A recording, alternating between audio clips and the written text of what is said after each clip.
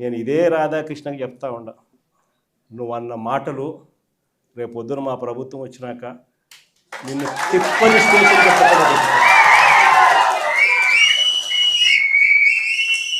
వైఎస్ఆర్సీపీ శ్రేణులను వైఎస్ఆర్సీపీ కార్యకర్తల భార్యలంటే నీకు అంత అలుసుగా కనిపిస్తుందా రాధాకృష్ణ అని చెప్పి నేను చెప్తాను.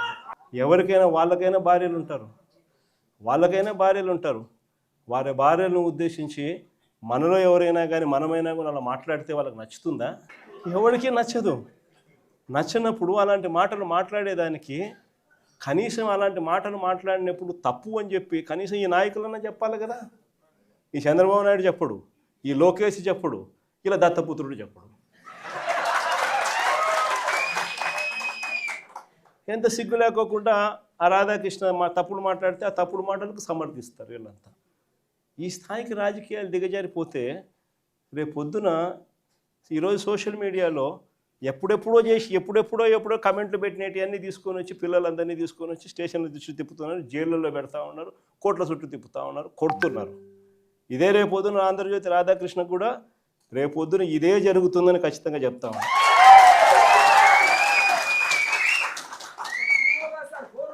అసలు మహిళల గురించి ఇంత తక్కువగా చూసే కార్యక్రమం, తక్కువగా మాట్లాడే కార్యక్రమం, ఈ పరిస్థితులన్నీ కూడా రాష్ట్రంలో ఎందుకు వచ్చినాయి?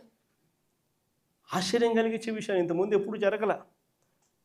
కోడూరు ఎమ్మెల్యే ఆరవ శ్రీధర్, అసలు నాకు నిజంగా ఆశ్చర్యం అనిపిస్తుంది. జనసేన ఎమ్మెల్యే అంట మోసం చేశాడని, అత్యాచారం చేశాడని చెప్పి పాపం ఆ పాప ఆందోళన చేస్తూ ఉంటే ప్రతి ఒక్కరికి కంప్లైంట్ ఇస్తే ఆ పాపను కొడుతున్నారు. ఆ పాప రోడ్డెక్కితే ఆ పాప రోడ్డెక్కి నాకు అన్యాయం జరిగిందని ఆ పాప చెప్తే ఆ పాపను కొడుతున్నారు పోలీసుల సమక్షంలో. ఇంకొకడు నర్సరావుపేట ఎమ్మెల్యే, ఇంకొకడు కళ్ళ ముందరే కనిపిస్తుంది ఎస్పీ ఆఫీసుకి పోయి బాత్రూంలోకి పోయి డోర్ కట్టేసుకుంటాడు. అసలు ఎస్పీ ఆఫీసులోకి పోవడం ఏంది, బాత్రూమ్ లేకపోయి నువ్వు డోర్ గడేసుకోవడం ఏంది, డోర్ గడేసుకొని నువ్వు స్ట్రైక్ చేయడం ఏంది? అసలు దానికి చంద్రబాబు నాయుడు పంచాయతీ చేస్తాడు. పోయి లోపల బొక్కలో వేయకుండా చంద్రబాబు నాయుడు పంచాయతీ చేస్తాడు.